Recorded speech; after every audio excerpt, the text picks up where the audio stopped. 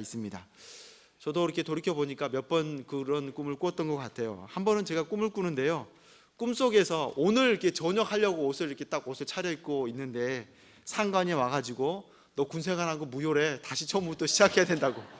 그래서 신교대에 들어가가지고 이렇게 출발하려고 했던 그런 기억이 있습니다. 그래서 꿈에서 깨고 나서 야, 이거 정말 꿈이라서 다행이다, 꿈이라서 다행이다 라고 그렇게 연신했던 그런 기억이 있습니다. 그런데 저희 선배 가운데서는요, 자신은 돈을 좀 많이 주면은 다시 군대에 입대할 의향이 있다라고 그렇게 얘기를 하더라고요.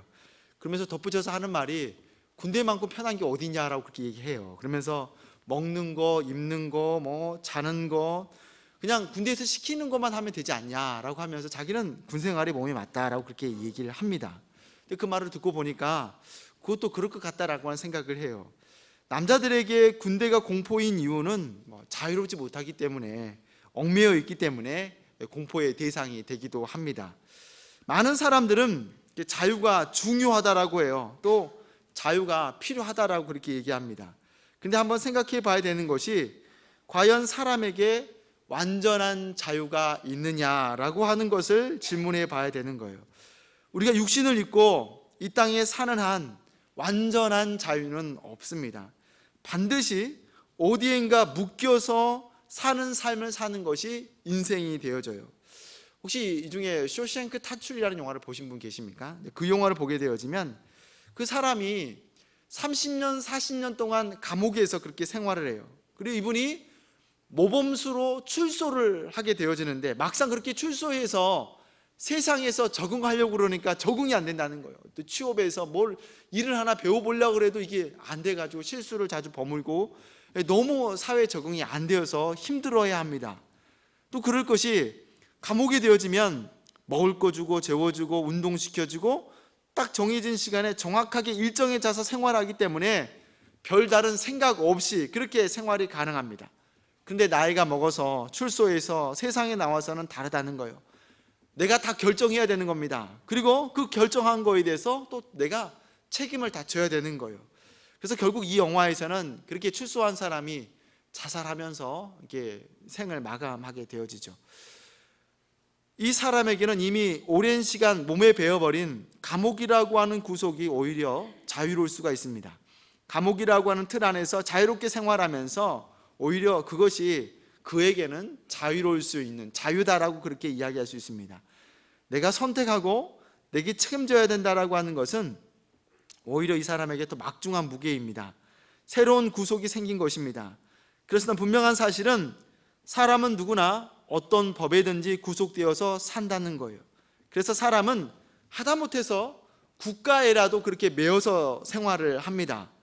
요즘 세계 소식들을 그렇게 한눈에 듣고 보고 하기 때문에 나라가 빚이 많아져서 국가가 파산했다라고 하는 그런 이야기도 듣기도 합니다. 그러면 그 나라가 무정부 상태가 되어지는 거예요.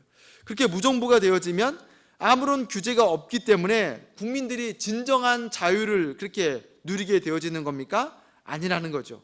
세상에서 가장 보호받지 못하는 것이 바로 무정부라고 할 수 있어요.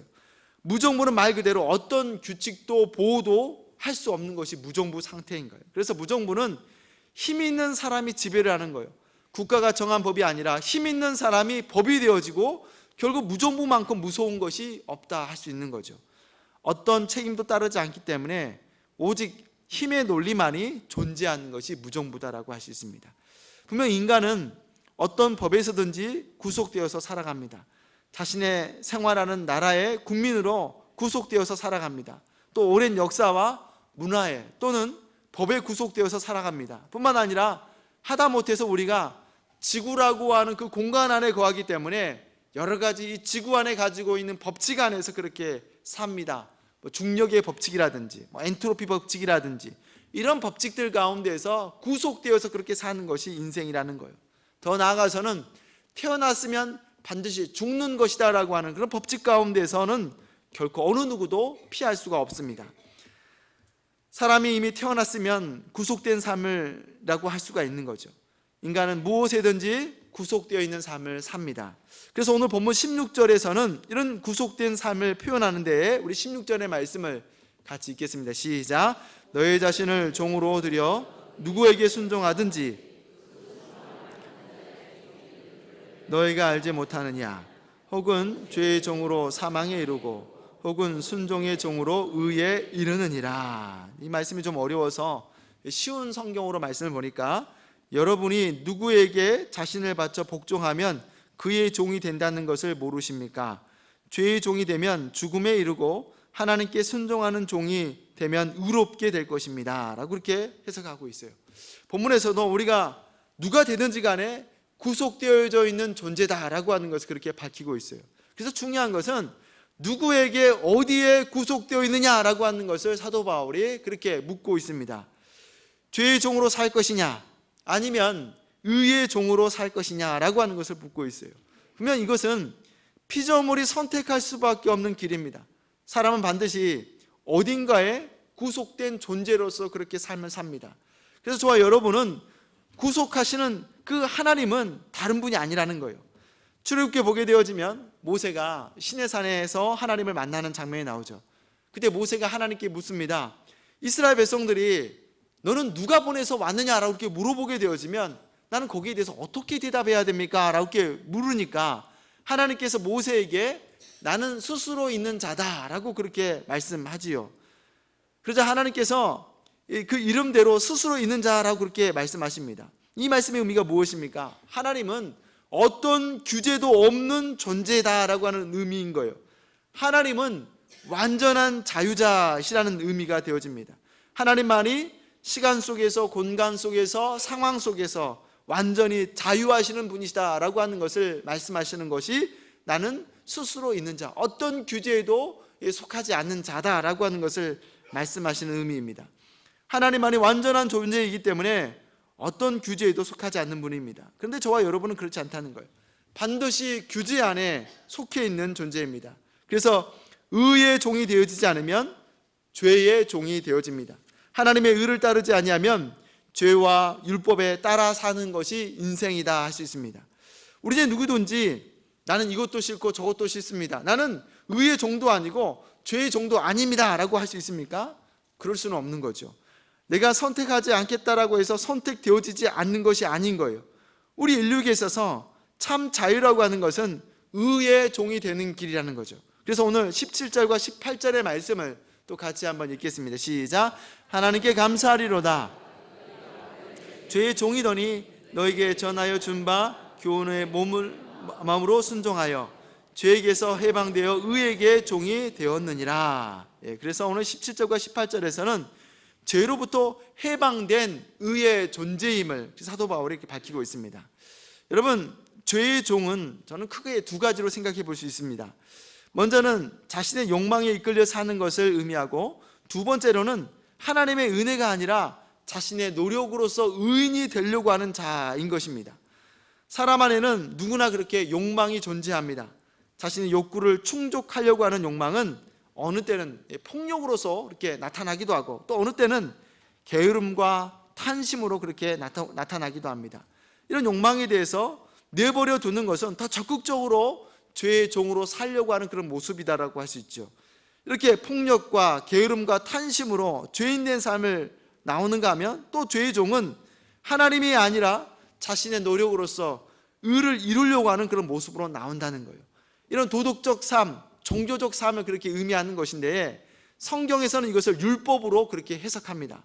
율법적인 삶은 내가 어떠한 특별한 노력을 통해서 의를 이루려고 하는 그런 모습이라는 거예요. 그래서 모든 종교들을 보게 되어지면 자신을 발견하라 라고 그렇게 얘기해요. 이게 목적이라고 할 수 있습니다. 이런 세상의 종교는 인간의 가능성, 인간의 능력들을 발견하라고 그렇게 얘기를 해요. 그러면서 어떤 종교는 내가 신이 될 수 있는 자다, 내가 노력하면 신이 될 수 있다라고 그렇게 얘기를 합니다. 그런데 여러분, 인생이 어떻게 신이 될 수 있습니까? 내가 노력해서 신이 될 수 있습니까? 인간이 아무리 노력해도 결코 신이 될 수가 없는 거예요. 인간은 죽음이라고 하는 거대한 장벽 앞에서, 인간은 그 어느 누구도 죽을 수밖에 없는 그 존재 앞에서 인간은 결코 신이 될 수가 없습니다. 그저 인간은 죽음 앞에서 인간일 뿐이라는 거예요. 죽음으로 역사 속에 먼지로 사라지게 되어지는 것이 인생이다라고 할 수가 있습니다. 그래서 인생은 그의 종말 가운데서 인생은 무다, 삶은 무다라고 그렇게 외치게 되어지는 거예요. 인생이 아무것도 아니다라고 하는 것을 그렇게 말하게 되어지는 것이 인생의 무사상이라고 할 수 있습니다. 또 사람이 모세오경에 소개되어 있는 율법을 통해서 하나님의 의를 이루려고 합니다. 지금도 이스라엘 백성들 가운데에서는 그렇게 율법을 나름 완벽하게 지키기 위해서 노력을 합니다. 하나님의 은혜가 아니라 열심히 율법을 통해서 하나님의 완전을 이루려고 한다는 거예요. 그런데 이런 율법들은 도무지 완성할 수 없는 율법이어서 오히려 도무지 지킬 수 없는 율법으로 말미암아서 지키지 못함으로 죄가 더욱더 쌓여져 가는 그런 모습을 볼 수 있습니다. 율법을 통해서는 도무지 내가 완전한 삶을 살 수가 없는 거예요. 그래서 이 율법을 통해서는 내가 하나님의 은혜 아니면 살 수 없습니다 라고 그렇게 고백하게 하는 역할이 바로 율법이라고 할 수 있습니다. 그래서 갈라디아서에서는 율법의 역할을 소개하고 있는데, 갈라디아서 3장 24절의 말씀 우리 같이 한번 읽겠습니다. 이같이 율법이 인도하는 몽학 성생이 되어 우리로 하여금 믿음으로 말미암아 의롭다함을 얻게 하려 함이니라. 아멘. 이렇게 갈라디아서에서는 율법을 몽학 선생이라고 그렇게 소개하고 있어요.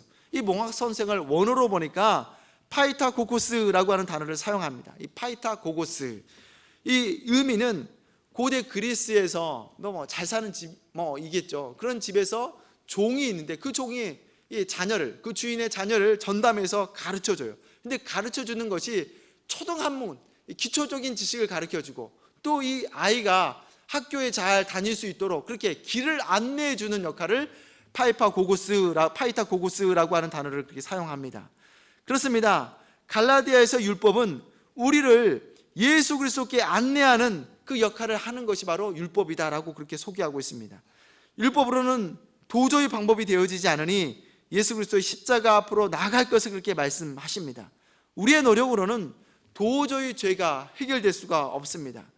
최근에 보니까 이제 사회면에 초등학생들 가운데 머린 이가 이렇게 많이 생겼다라고 하는 그런 소식을 이렇게 듣게 되었어요. 이걸 보니까, 이 소식을 보니까 우리 어렸을 때, 저 어렸었을 때 이제 80년대 후반대에 초등학교에 그렇게 머린 이가 그렇게 많아가지고, 저희가 사남매거든요.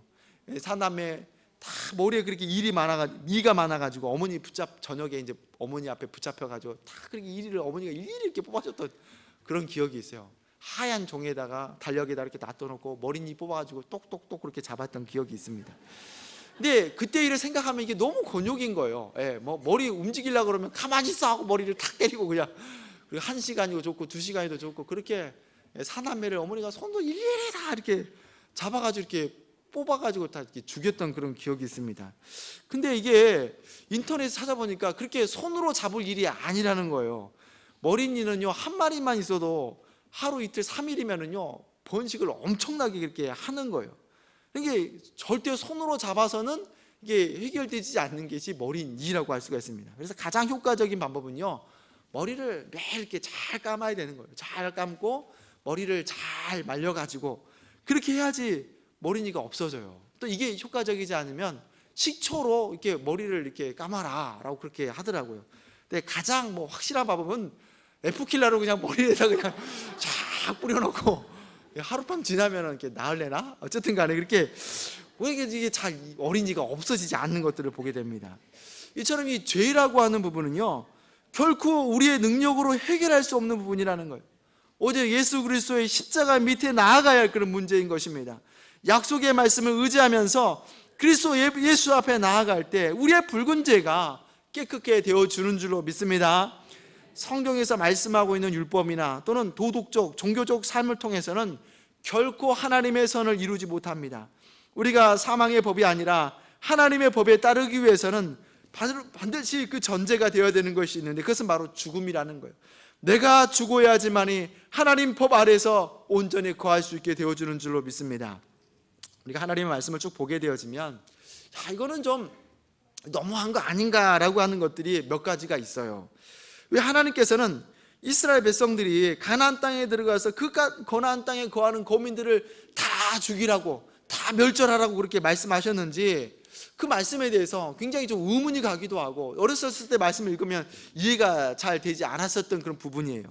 여러분, 400년 동안 가나안 땅에 살았다라고 한다면요, 그렇게 살았던 사람들이 그 가나안 땅의 주인인 것이지, 어떻게 400년 동안 떠났던 이스라엘 백성들이 가나안 땅의 주인이 되겠습니까? 반기독교인들 가운데서는 이 부분을 가지고 다루기도 해요. 기독교인들이 보는 그 성경에는 이렇게 무자비한 일들이 있다 하면서 어떻게 그렇게 민족들을 다 몰살하라고 그렇게 하느냐라고 그렇게 반론을 펴기도 합니다. 또 우리가 사무엘상을 보게 되어지면 이스라엘 초대 왕인 사울 왕이 나옵니다. 이 사울 왕이 아말렉과의 전투를 그렇게 벌이게 되어지는데, 전투에서 이 아말렉인들을 다 잡아들이게 돼요.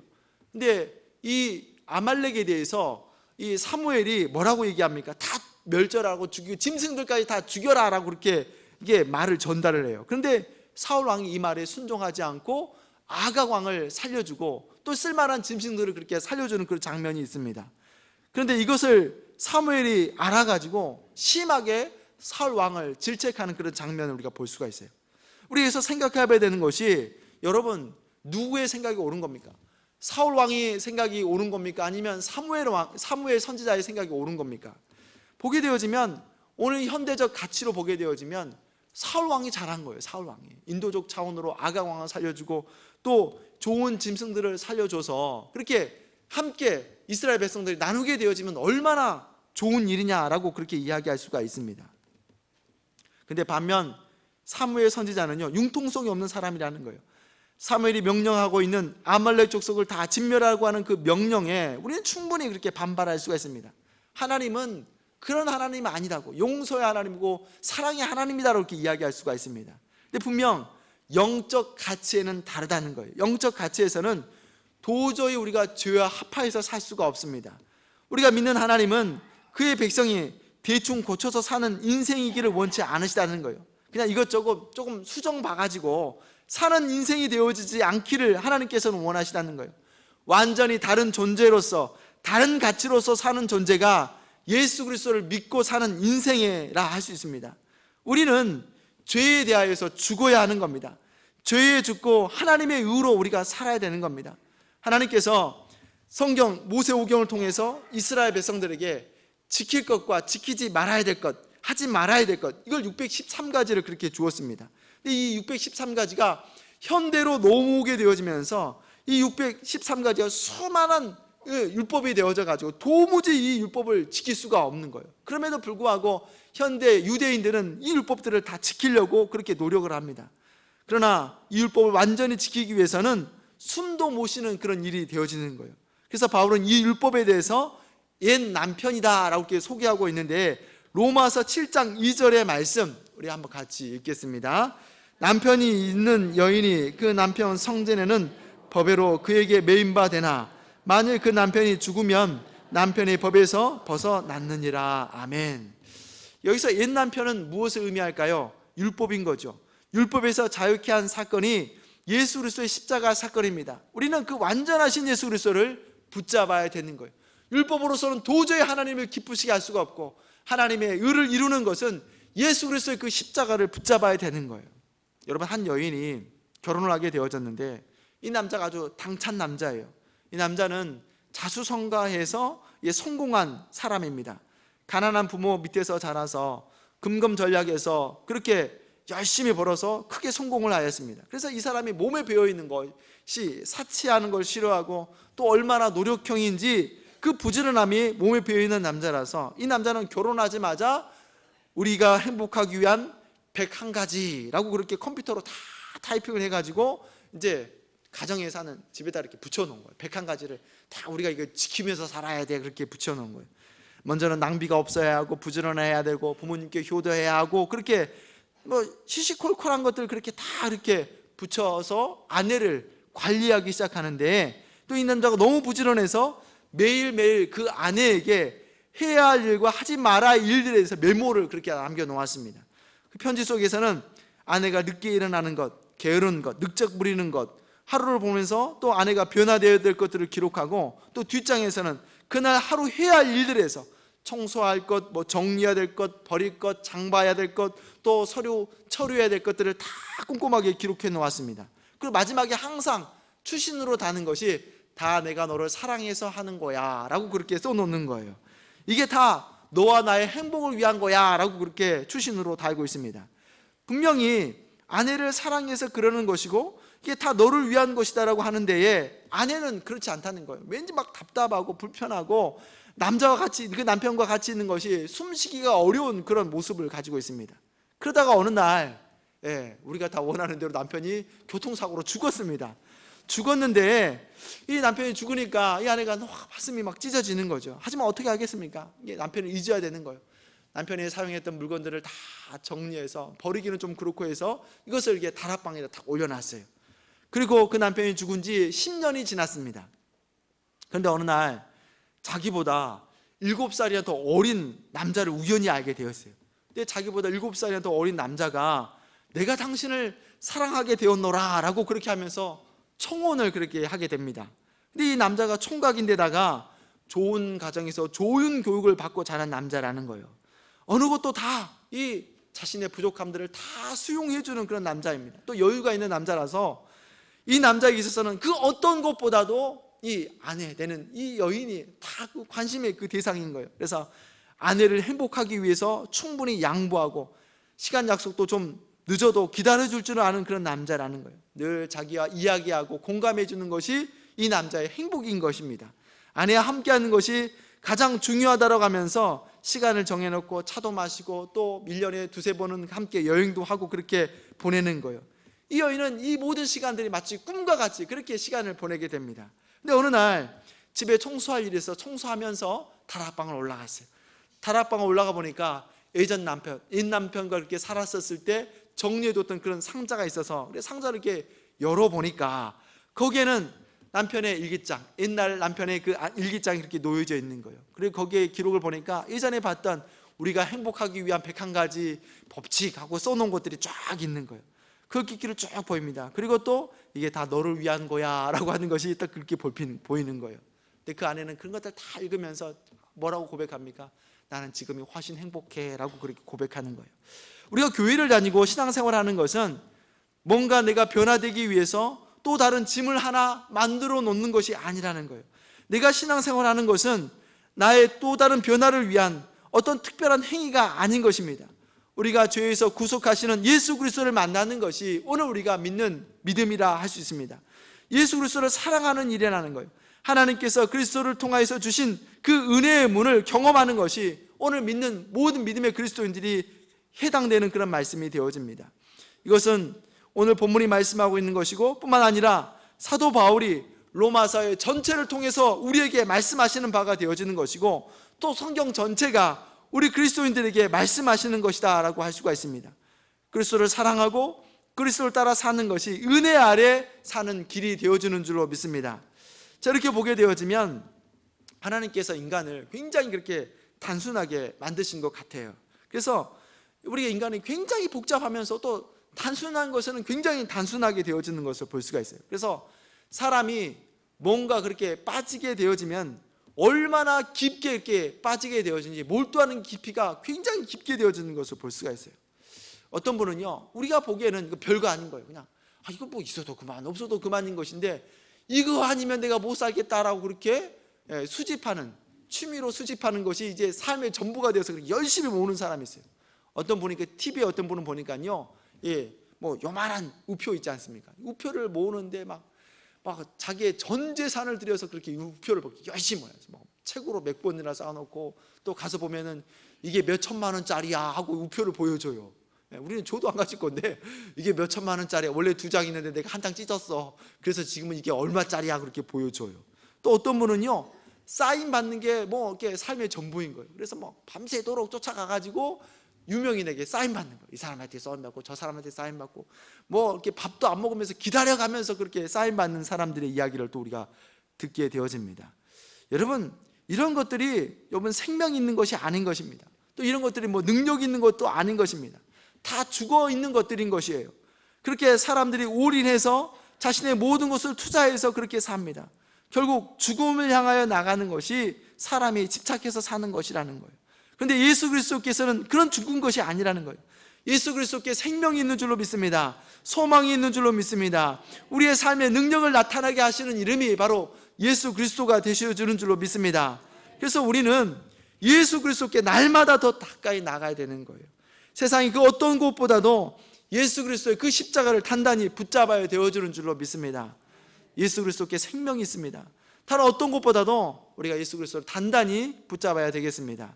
제가 얼마 전에 시찰에 목사님 가운데 어머님께서 별세하셔서 조문을 다녀온 적이 있습니다. 가니까 이제 여러 목사님들이 계셔서 함께 이런저런 얘기를 나누는데 어떤 목사님께서 이런 얘기를 저에게 하세요. 자기 조카가 이제 학교를 멀리 도시 쪽으로, 시골에 살다가 도시 쪽으로 가게 되었는데 이제 교회를 다녀야 돼서 이제 교회를 정하기 위해서 여기저기 그렇게 교회를 다니게 되었어요. 큰 교회도 가고 작은 교회도 가고 주변에 있는 교회를 다 다녔는데 교회를 못 정했다는 겁니다. 그래서 물어봤어요. 왜 너는 그렇게 교회를 못 정하냐라고 물어보니까 이 청년이 하는 말이 교회에서 왜 그렇게 정치 이야기를 하는지 모르겠어요 라고 그렇게 얘기를 해요. 교회에서는 예수 그리스도의 구원의 소식이 가장 다뤄져야 되는데 왜 그렇게 정치 얘기를 하는지 모르겠어요 라고 그렇게 답변을 하더라는 겁니다. 우리가 궁극적 삶의 변화를 얻는 것은 다른 데 있지 않습니다. 오직 예수 그리스도를 통하여서 삶의 변화와 구원이 이르는 것을 우리가 이야기할 수가 있어요. 요즘 시대가 변함으로 말미암아서 또 예배가 변하고 또 교회가 변화를 생기는 것을 볼 수가 있어요. 최근에 미국에는 이머징 처치가 대세라고 그렇게 얘기합니다. 이 이머징 처치는요, 지금은 이 정도 대형 메가 처치라고 할 수가 있는데, 이머징 처치는요 소규모 교회예요. 그래서 10명이 모여서 예배하기도 하고 12명이 모여서 집에서도 예배하고 상점에서도 예배해서 그렇게 모이는 것이 이머징 처치라고 해요. 이머징 처치는 그냥 거기에서 모여서 찬양하고 말씀 나누고 또 기도하고 이렇게 굉장히 단순해요. 그래서 또 한 주간 살면서 어떻게 하나님의 은혜를 나눌 것인가, 이것을 가지고 그렇게 다루는 게 이머징 처치라고 그렇게 얘기합니다. 또 요즘에 우리가 잘 알려진 열린 예배라고 해서 찬양하고 말씀 듣고 기도하고 이렇게 단순하게 그렇게 예배를 드리기도 해요.